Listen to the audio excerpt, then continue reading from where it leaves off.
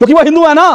टोपी पहने मौलानाओं के बीच ममता बनर्जी जाएंगी, हिंदुओं के पास नहीं जाएंगी, 7 दिन तक नहीं गई, क्योंकि मौलानाओं से वोट मिलते हैं। ये ममता बनर्जी ने कहा था कि जो दुधारू गाय होती है ना, उसकी लात खानी पड़ती है। अगर हिंदुओं के ऊपर बोल रहे हैं तो मैं आपको मौका दूंगा, बहुत ही जोर-जोर की। अगर आपको वो करनी है, बकवास करनी है, तो मेरे डिबेट में जगह नहीं है। किसी को टाइम नहीं मिला, ममता बनर्जी को टाइम नहीं मिला, उनके मंत्री को नहीं मिला, उनके सांसद झूठ फैला रहे और इनको जवाब देते नहीं बनता। एक जवाब नहीं दिया, 2.5 मिनट तक गाना गाना है और उसके बाद मेरे से ऐसे लड़ रहे जैसे मैं सास बहू इनकी। गली मोहल्ले के झगड़ों की तरह मत करिए सोफिया जी, गली मोहल्ले के झगड़ों की तरह मत कीजिए। जैसे गली मोहल्ले में झगड़ा होता है ना, सास बहू लड़ती है, या सास बहू का सीरियल नहीं चल रहा, सास बहू का सीरियल नहीं चल रहा। सोफिया जी, मुझे शेरो शायरी तो नहीं आती, लेकिन मुझे कुछ ऐसी लाइनें याद आ रही हैं, आईना देखकर अपनी शक्ल डर जाते हैं वो।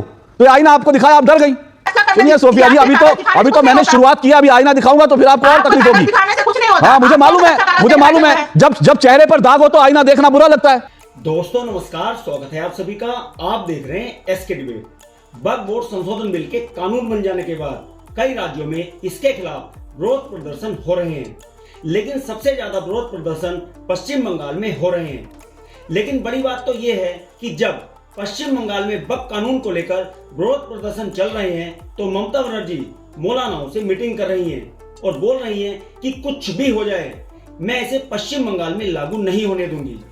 हालांकि सुप्रीम कोर्ट में इस कानून के खिलाफ दायर याचिकाओं पर सुनवाई भी चल रही है, लेकिन सबसे बड़ा सवाल यही है कि सदन से पास हुए कानून को क्या कोई मुख्यमंत्री अपने राज्य में लागू होने से रोक सकता है।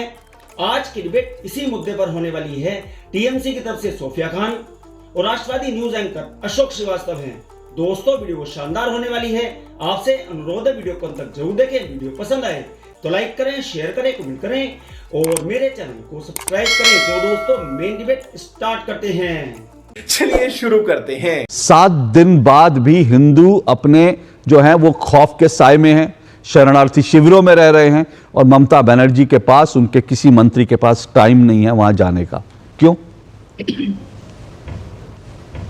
अबे जल्दी बोल, कल सुबह पनवेल निकलना है। ये जो असम का उदाहरण दे रहे थे कि असम में भी बॉर्डर है लेकिन वहां पे ऐसे वारदात नहीं हुए, तो साफ साफ मैं कहूंगी कि असम में कोई चुनाव नहीं है। असम में कोई चुनाव नहीं है और आपकी डबल इंजन की सरकार है।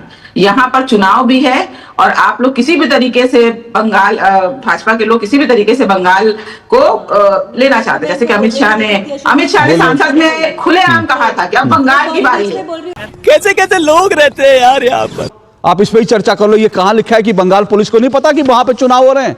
बंगाल पुलिस इतनी नाकार है कि उसको पता नहीं कि हिंसा चुनाव के कारण जो है बीजेपी वाले करवा रहे हैं। आप लोग मतलब झूठ बोलने के लिए आ जाते हैं, बंगाल पुलिस को भी झूठ बोलना सिखा देते कि वो लोग भी अपनी रिपोर्ट में लिख देते कि भाई बीजेपी वाले चुनाव इसलिए करा रहे हैं। बंगाल पुलिस को ये फीडबैक नहीं होती। आप लोगों को डिबेट करने में आता है तब ये फीडबैक होता है। कहीं ना कहीं भाजपा को एक कह सकते हैं ना, एक मुद्दा मिल गया है, एक कह सकते हैं एक मौका मिल गया है जिसमें वो इस तरीके के विवाद करवा रहे हैं या षड्यंत्र करवा रहे हैं, या हम खुलेआम अगर कहेंगे तो ये जो सारी चीजें हो रही हैं कहीं ना कहीं इसके पीछे भाजपा की वही मंशा है जो 2014 से देश में चली आ रही है, हिंदू मुसलमान। चड्ढा समझाओ, इसे समझाओ। आप बार बार कह रहे थे इमाम और मुअज्जिन से मिली। हाँ बिल्कुल मिली। इमाम और मुअज्जिन से मिलने का उनका एक ही मकसद था कि इमाम और मुअज्जिन के द्वारा वो जो आम मुसलमान है, जो ऑब्वियसली उनके धर्म गुरु की बात को ज्यादा मानते हैं, पॉलिटिकल लोगों से ज्यादा मानते हैं, ताकि वो उनके द्वारा अपील करवा सकें कि आप लोग प्रोटेस्ट लगभग ना करें। बंगाल में प्रोटेस्ट जो है वो होने के कारण इतनी सारी समस्याएं हो गई, खासकर मुर्शिदाबाद और जितने भी बॉर्डर के जो क्षेत्र हैं। तो उन्होंने कहा कि आप लोग अमन और शांति बनाए रखिए, आप लोग आम मुसलमानों से अपील कीजिए, आप लोग मतलब जितने भी इमाम और मुअज्जिन हैं, ताकि वो लोग बंगाल में कम से कम शांति बना के रखें। अच्छा देखिए, मैं फिर कह रही हूँ, मैं नहीं डिनाई कर रही हूँ कि राज्य सरकार का कोई रोल नहीं है, होना चाहिए, लेकिन हाँ, चूंकि बंगाल के हर एक डिस्ट्रिक्ट में प्रोटेस्ट हुआ, लेकिन सिर्फ सोचने की बात है कि जो बॉर्डर क्षेत्रीय है वहीं पर ये सारे दंगे क्यों देखे गए। कहीं ना कहीं इसमें क्या चूक हुई है बॉर्डर सिक्योरिटी फोर्स से? क्या इसमें कहीं ना कहीं कोई षड्यंत्र है? ये देखिए, ये रिपोर्ट, ये मैं अपना संदेह जाहिर कर रही हूँ। ये रिपोर्ट अगर आएगी, आईबी डिपार्टमेंट से कुछ हद तक सुनने में ये भी मिला है कि कुछ लोग बांग्लादेश से इन्फिल्ट्रेट हुए हैं, वो लोगों ने आकर दंगा किया। अभी एक मैं सुन रही थी, आपके एक पीड़ित परिवार के लोग भी कह रहे थे कि वो स्थानीय लोग नहीं थे। अभी मैंने सुना स्थानीय लोग नहीं थे, अभी पीड़ित ने कहा। तो इससे समझ में आता है कि वो स्थानीय लोग नहीं थे, तो वो लोग कहां से आए और क्यों आए, इसकी तो जानकारी होनी चाहिए। मेरे सवाल का आपने एक बार भी जवाब नहीं दिया, आप ट्रैक बदल लिया आपने एकदम। बात तो सही है। अब मैं आपके झूठ को पकड़ना शुरू करता हूं। ये मेरे पास पश्चिम बंगाल की पुलिस की रिपोर्ट है, पुलिस की रिपोर्ट, पश्चिम बंगाल की स्थानीय पुलिस की रिपोर्ट है। वो कह रहे हैं लोकल यूथ थे, उनके पास बम थे। ये पुलिस रिपोर्ट कह रही है, ये कह रही है कि लोकल यूथ थे, लोकल यूथ थे, निकले, उन्होंने पुलिस पर, उन्होंने गाड़ियां फूंक डाली। देखिए कितना कितना दर्द हुआ, कितना दर्द हुआ, कितना दर्द हुआ आपको, कितना दर्द हुआ। मैंने तो आपको एनएचआरसी की रिपोर्ट दिखाई नहीं, मैंने आपको महिला आयोग की रिपोर्ट दिखाई नहीं, वो तो अभी आएगी। आपको तो मैं पश्चिम बंगाल की पुलिस की रिपोर्ट दिखा रहा हूं। इससे बड़ा आईना, इससे बड़ा आईना क्या होगा? सोफिया जी, मुझे शेरो शायरी तो नहीं आती, लेकिन मुझे कुछ ऐसी लाइनें याद आ रही हैं, आईना देखकर अपनी शक्ल डर जाते हैं वो। तो ये आईना आपको दिखाया, आप डर गई, आपको आईना दिखाया, डर गई। ममता बनर्जी भी झूठ बोल चुकी है, आपकी सांसद है सागरिका घोष, उन्होंने भी झूठ बोला, उन्होंने फेक न्यूज फैलाई, कहा कि बिहारी लोग इसमें, यूपी बिहार के आउटसाइडर, ये सागरिका घोष सांसद हैं, टीएमसी के टॉप मोस्ट नेता से लेकर नीचे तक सांसद, और सांसद के नीचे सब लोग जो हैं झूठ फैलाने में लगे। सांसदों के इस तरह की फेक न्यूज फैला रही हैं। ये जो उन्होंने वीडियो शेयर किया पुराना वीडियो था, आज इसका फैक्ट चेक हो गया। ये जो बिहारी कर रहे थे ना, बिहार से आए, बिहारी आए, उन्होंने हिंसा करी, टोपी। मेरी बात सुनिए, एक मिनट रुकिए। अभी तो आपको मैंने 2.5 मिनट रोका नहीं, और मैंने जैसे ही बोलना शुरू किया आपको जो है पीड़ा हो गई, जैसे ही मैंने सच बोलना शुरू किया। सुनिए तो सही, आपकी सांसद का चेहरा तो देश को, आपकी सांसद का चेहरा तो देश को दिखाने दीजिए। अरे आपकी सांसद का चेहरा तो देश को दिखाने दीजिए। आप बीजेपी करती रही, मैंने आपको रोका ही नहीं, क्योंकि आपको हक है बीजेपी पे आरोप लगाने का, लेकिन आपकी सांसद महोदय का चेहरा हमको भी दिखाने का हक है ना। अगर वो झूठ फैलाएंगी तो फिर उनका झूठ तो हम बेनकाब करेंगे। बिहारी बाहर से आके टोपी पहन के, हिंदू बिहारी, हिंसा। एक मिनट रुकिए, थोड़ा जिगरा चाहिए सच सुनने के लिए। सच कड़वा होता है, मुझे मालूम है, सच पीड़ा देता है। गजब बेइज्जती है।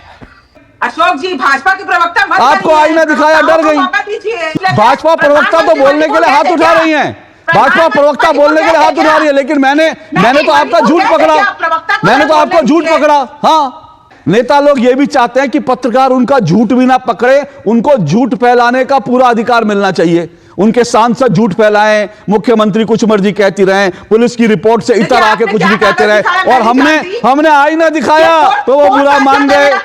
हमने आईना दिखाया। अरे सुनिए सर, सुनिए सोफिया जी, अभी तो मैंने शुरुआत किया, अभी आईना दिखाऊंगा तो फिर आपको और तकलीफ होगी। हाँ, मुझे मालूम है, जब चेहरे पर दाग हो तो आईना देखना बुरा लगता है। क्योंकि मैं आपसे सवाल पूछूंगा, आप बिल्कुल परेशान हो गई हैं मेरे सवालों से। मेरे पास सब जवाब है। मेरा जवाब तो आप एक भी नहीं दे पाई जो मैंने उठाया। मुझे यही बता दीजिए, मुझे मुझे पहला ही सवाल का जवाब दे दीजिए। प्रधानमंत्री क्यों नहीं कहते? अरे पहले ही सवाल, आप प्रधानमंत्री पे आ गए, पहले ही सवाल का जवाब दे दीजिए। 7 दिन। अब सुनिए ना, ये सुनिए, गली मोहल्ले का झगड़ा नहीं कर रहा हूं मैं आपसे, सुनिए ना, सुनिए, गली मोहल्ले का झगड़ा नहीं कर रहा हूं। गली मोहल्ले के झगड़ों की तरह मत करिए सोफिया जी, गली मोहल्ले के झगड़ों की तरह मत कीजिए। जैसे गली मोहल्ले में झगड़ा होता है ना, सास बहू लड़ती है, या सास बहू का सीरियल नहीं चल रहा, सास बहू का सीरियल नहीं चल रहा। हिम्मत है तो जवाब, इनकी आवाज आप बंद कर दीजिए। हो गया, ये सास बहू सीरियल बहुत हो गया इनका, इनकी आवाज बंद कर दीजिए। अब मैंने कहा 7 दिन से हिंदू क्यों है वहां पर राज शिविरों में? 7 दिन तक किसी को टाइम नहीं मिला, ममता बनर्जी को टाइम नहीं मिला, उनके मंत्री को नहीं मिला, उनके सांसद झूठ फैला रहे और इनको जवाब देते नहीं बनता। एक जवाब नहीं दिया, 2.5 मिनट तक गाना गाना है, और उसके बाद मेरे से ऐसे लड़ रहे जैसे मैं सास बहू हूं इनकी। सीधा सवाल पूछा, हिम्मत है तो बताइए। अब जादू जी से पूछिएगा जरूर, मुसलमान महिलाओं के लिए कितनी सांसद और कितनी विधायक है? नहीं, मुझे नहीं पूछना, क्योंकि आपके पास इस सवाल का जवाब नहीं है। आप लोग 7 दिन से हिंदू को उनके घर नहीं पहुंचा पाए, 7 दिन से और इसीलिए बार बार आप इधर उधर जा रही हैं, इसलिए बार बार इधर उधर जा रही है, क्योंकि आपके पास एक मिनट चालू जी, आपके पास जवाब नहीं है। इनकी आवाज बंद करिए आवाज इनकी।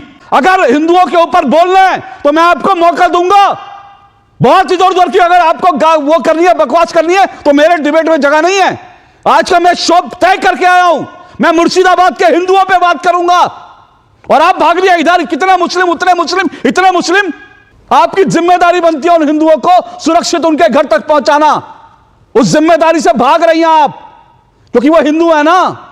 टोपी पहने मौलानाओं के बीच ममता बनर्जी जाएंगी, हिंदुओं के पास नहीं जाएंगी। 7 दिन तक नहीं गई, क्योंकि मौलानाओं से वोट मिलते हैं। यह ममता बनर्जी ने कहा था कि जो दुधारू गाय होती है ना, उसकी लात खानी पड़ती है। वो वही लात खाने जाती है जहां से वोट मिलते हैं। फिर से कह रहा हूं, मेरी आज की डिबेट में सिर्फ हिंदुओं की बात होगी, जिनको आप लोगों की सरकार ने रिफ्यूजी बना रखा है। इधर उधर की बात नहीं करिए, बिल्कुल नहीं। आप चिल्लाते रहिए, मैं आपकी आवाज नहीं जाने दूंगा, बिल्कुल नहीं जाने दूंगा। आप जा भी सकती हैं इस डिबेट को छोड़ करके, अगर आपको इधर उधर की बात करनी है। गजब बेइज्जती है।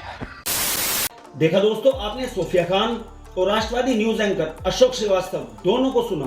आप किसकी बात से सहमत हैं? दोस्तों, वीडियो को लास्ट तक देखने के लिए दिल से धन्यवाद। और वीडियो के बारे में आपकी क्या राय है कमेंट सेक्शन में कमेंट करके बताएं। और अगर वीडियो पसंद आई हो तो लाइक करें, शेयर करें, कमेंट करें और मेरे चैनल को सब्सक्राइब करें। तो दोस्तों, मिलते हैं अगली वीडियो में। जय हिंद, वंदे मातरम, जय श्री राम।